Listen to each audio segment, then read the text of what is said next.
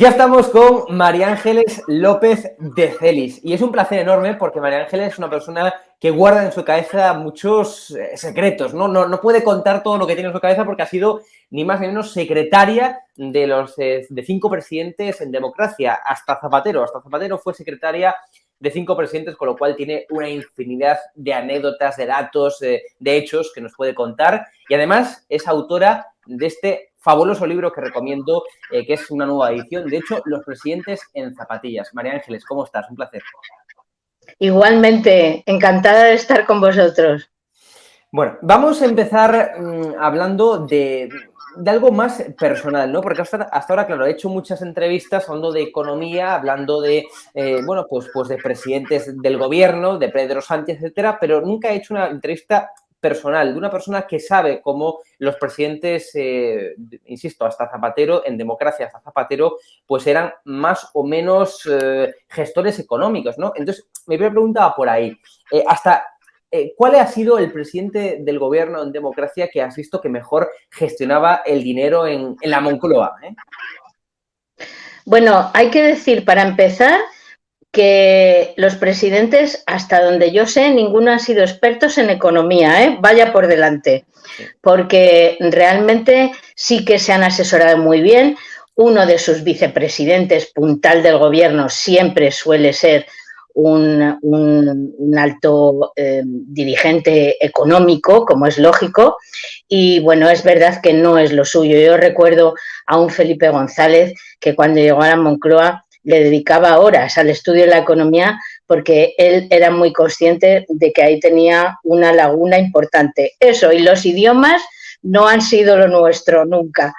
Pero dicho esto, hay que decir que los presidentes también es verdad que han tenido sus dificultades para manejar los presupuestos en función de la bonanza política de los tiempos. No es lo mismo una presidencia del gobierno cuando toca una pandemia, una crisis económica, en fin, que es verdad que las cuestiones económicas, las previsiones, los programas electorales se van al garete. Ya no es posible afrontar una legislatura con unas dificultades tan grandes. Lo estamos viendo en este momento incluso. Pero más allá de la macroeconomía, de la gestión económica del país, también evidentemente en la Moncloa, es decir, en el propio Palacio de la Moncloa donde tú trabajaste, se debe notar cuando estamos en época de bonanza económica y cuando estamos en época de recortes, de alguna forma de apretarse el cinturón, ¿no? De austeridad total, sí. Habrá menos personal, habrá más dinero, habrá menos... Pero claro, un presidente del gobierno llega, ¿no?, a la Moncloa y ahí se convierte en su hábitat, ¿no? Durante al menos 4 años, a no ser que dimita antes o que haya una moción de censura o lo que sea, pero se convierte en su hábitat. Y ahí, claro, tú que vivías con los presidentes, tú te has dado cuenta quién es el que más derrocha, quién es el que más despilfarra, quién es el que más aprieta el cinturón y el más comedido a la hora de gastar. ¿Cómo se notaba eso en el Palacio de la Moncloa?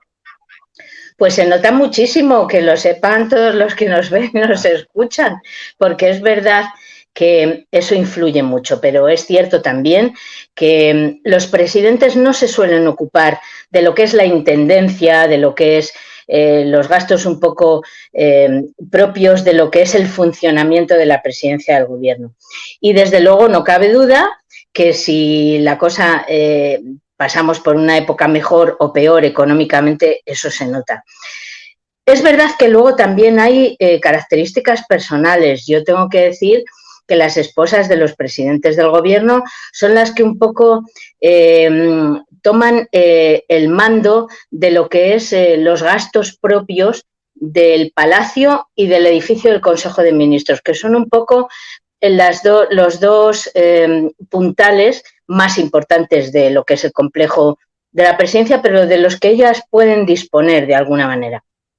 Hay mujeres muy austeras, incluso aunque las cosas no funcionen mal, no vayamos mal, y hay otras que realmente, bueno, pues implica esas decisiones un poco también de cara a proyectar una presidencia del gobierno que llegue a más gente, que sea mucho más activa. Lo voy a explicar en 2 minutos.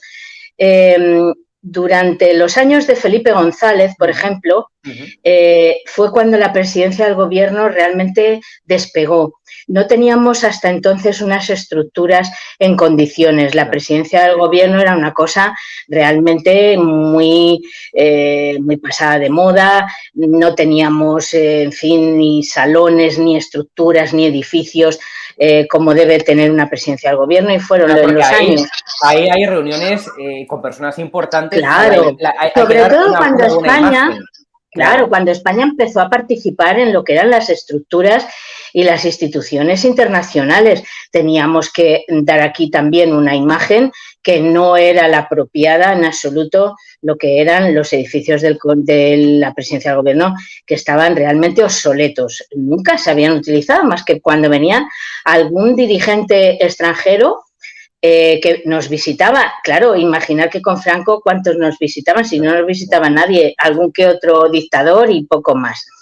Entonces, la cuestión es que durante los años de la presidencia de Felipe González es cierto que la Moncloa despegó, pero tenemos que decir que todos esos edificios, esas estructuras y todo lo que se hizo y lo que se construyó quedan para siempre, no es algo de lo que nadie se beneficie.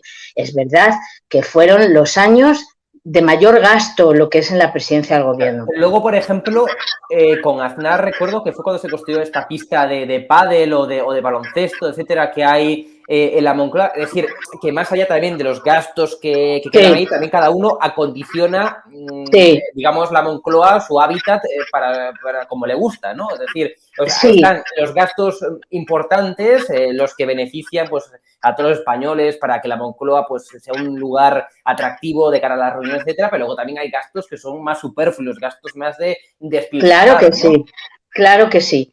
Mira, en lo que respecta a la presidencia de José María Aznar, España iba bien, había dinerito para gastar, íbamos bien, y entonces, bueno, pues empezamos a gastar y realmente la presidencia dio un vuelco con Ana Botella, un vuelco total.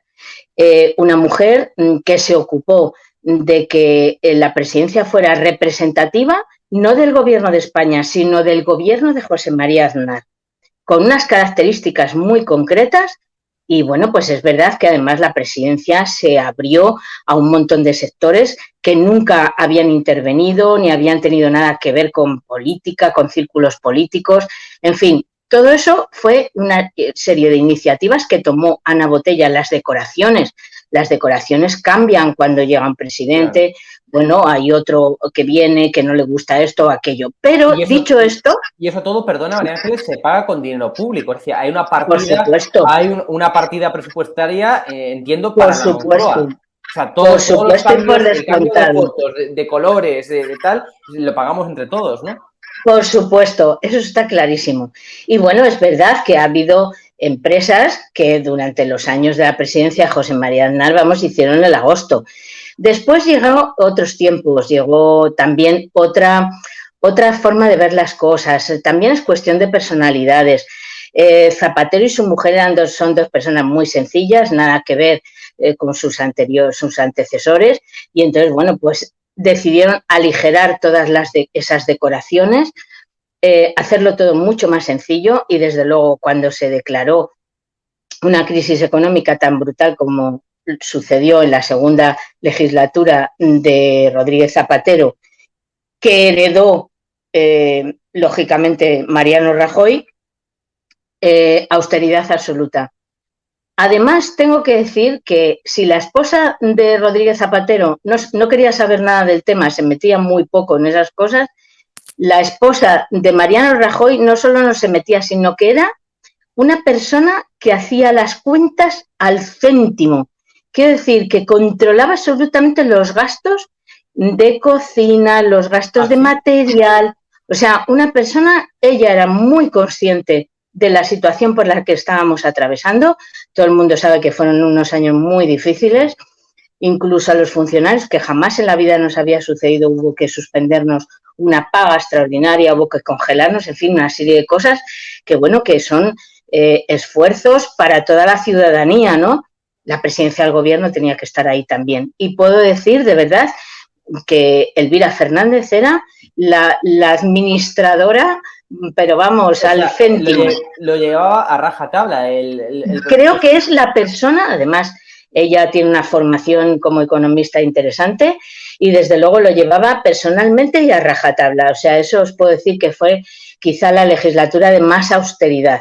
O sea, donde menos se despilfarró, podemos decir, ha sido en Sí. la legislatura de Mariano Rajoy, ¿no? Sí, creo que sí, sinceramente, hay que decirlo.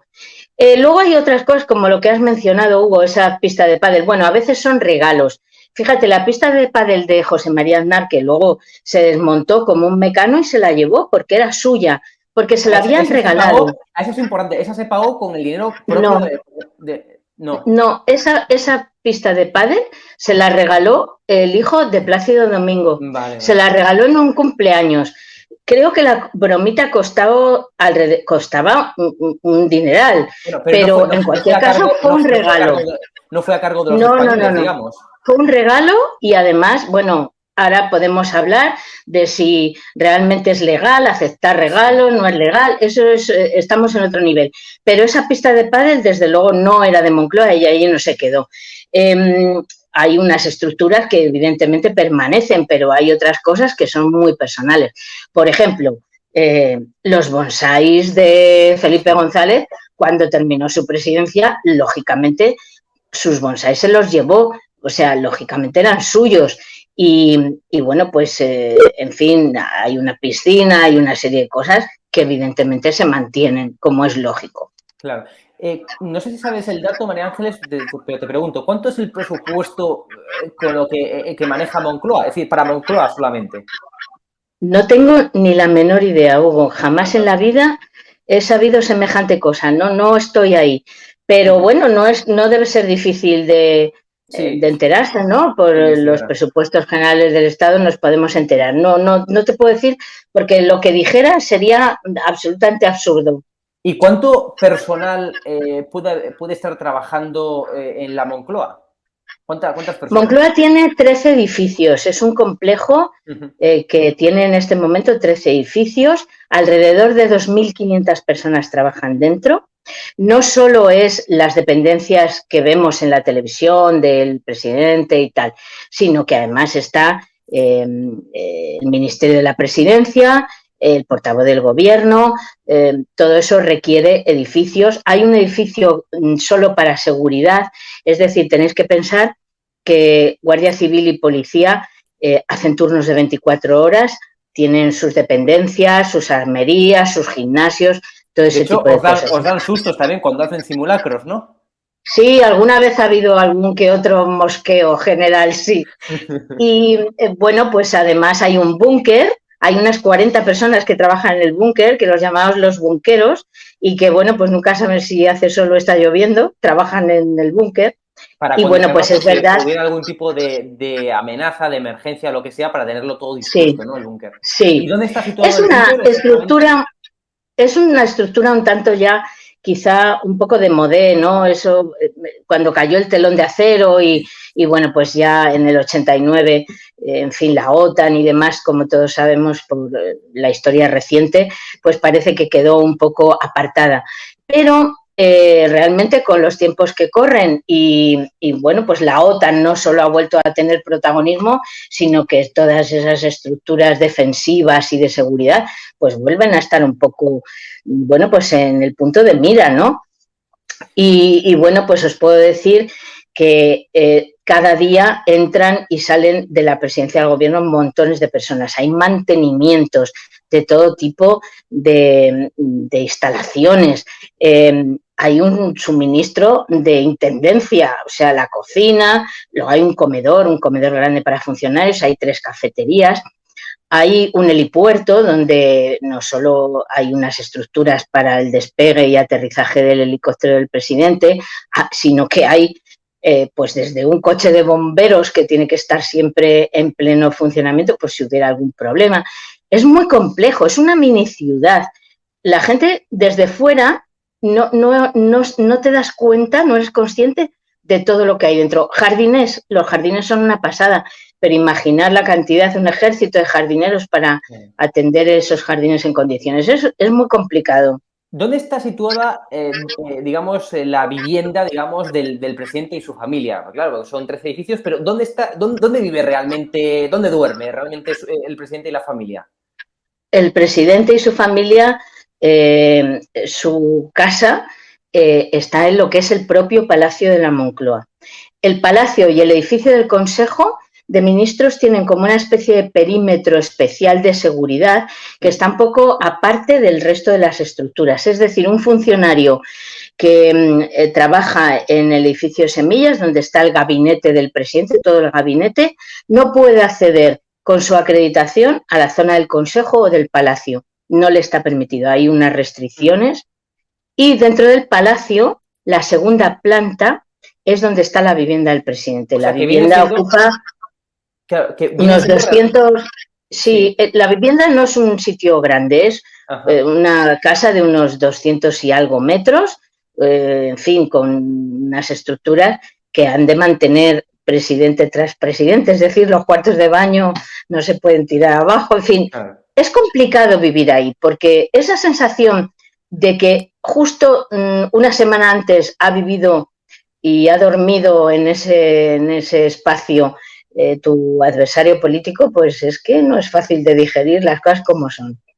De hecho, claro, por eso me gustaría preguntarte también, o sea, ya no es como si alquilaras una casa, sino es que sabes que vas a tener que irte de ahí, sabes perfectamente que esa no es tu vivienda, que vas a estar durmiendo en un sitio que no es tu vivienda, que realmente es que ni tan siquiera es como si alquilaras un piso, un chalet o lo que fuera, ¿no? Es decir, es que tiene que ser difícil porque no creo que nunca lleguen a considerar ninguna familia como su vivienda, eso, aunque estén ahí 4 años. No, no, no, es verdad que no, ¿eh? Y es difícil considerarlo un hogar. Claro, un hogar, Eh, efectivamente, a eso me refería. tenemos que entender que por mucho que uno se lleve su sillón de orejas donde le gusta ver la tele o alguna cosa que sus fotos, sus cosas, bueno, sus libros, pero poco más, la gente no hace una mudanza realmente al uso porque sabes que es algo provisional. Pero claro, hay presidentes como Felipe González que estuvieron 14 años, o sea que no es cualquier cosa. Es difícil adaptarse y es difícil después adaptarse a vivir fuera también, ¿eh? O sea, creo que tienen las dos vertientes. Porque en el lugar donde residen también evidentemente hay mucho personal, es decir, la cama no la hace el presidente o su mujer ni nadie, ¿no? Entiendo. No, tienen un servicio más personal, efectivamente, en la vivienda. Tenéis que pensar que el palacio, lo que es el Palacio de la Moncloa, tiene esa entrada eh, que da al salón de columnas, ese vestíbulo que tiene como una mesa con unas flores Sí, y lo vimos unos... en la prensa. sí, esas cosas que se ven en la televisión, ¿no? Bueno, pues eso es público. Quiero decir que por ahí entran los ayudantes, entran los motoristas a dejar documentos, entra todo el mundo. Cuando digo todo el mundo, el presidente y su familia entran y salen por esa puerta.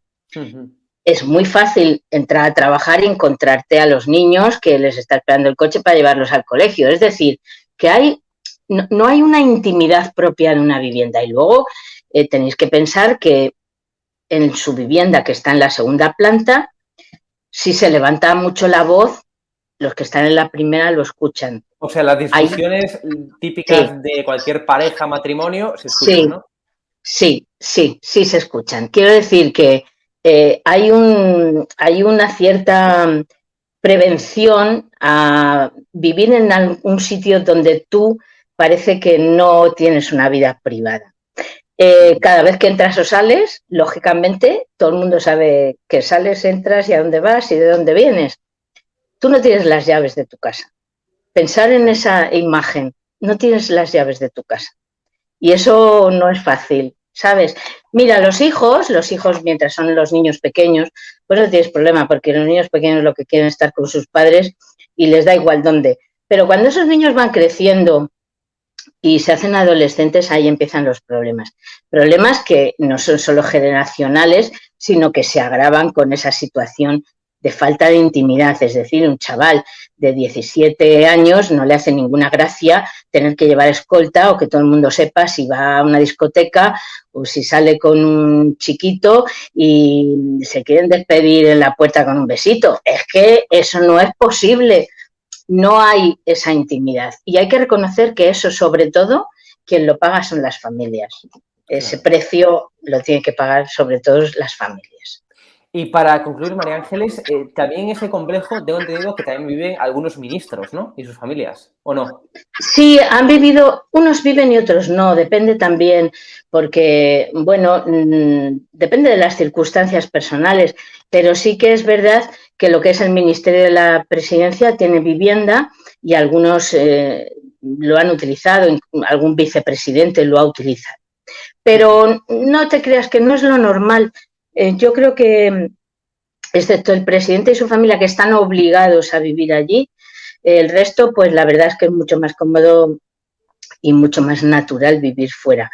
Pero bueno, también es verdad que se ha utilizado. Hay gente que es de fuera, también es distinto de los que son residentes en Madrid, porque yo que trabajo en el Ministerio del Interior pasa un poco lo mismo. O sea, por ejemplo, claro, Marlaska sigue viviendo en su vivienda o tiene vivienda... Sigue viviendo en su vivienda.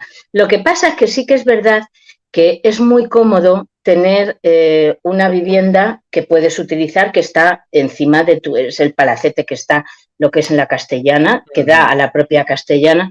Entonces es muy cómodo porque si en un momento dado acabas muy tarde, claro, para irte más rápido, pues te puedes quedar a dormir y al día siguiente pues ya estás en el despacho de nuevo. Quiero decir que es, en fin, un poco también en función de las necesidades, ¿no? Pero sí, claro, el Ministerio del Interior también tiene vivienda, incluso ministros que han sido de fuera y no se han trasladado con su familia. Y entonces, bueno, pues viven en la vivienda del Ministerio, que son viviendas que están muy bien, ¿eh? O sea, quiero decir, no son lujosas, pero están bien acondicionadas. Desde luego, la conclusión, María Ángeles, es que no es tan bonito ser presidente del gobierno o ministro y, o sea, no es oro todo lo que reluce. También, es decir, vivir en el Palacio de la Moncloa también tiene sus cosas negativas y no es tan fácil adaptarse, ¿verdad? Yo, sinceramente, que he vivido esa situación durante tantos años, vamos, yo estoy convencida, la gente se cree que es vivir en el lujo, que todos te sirven, que todos...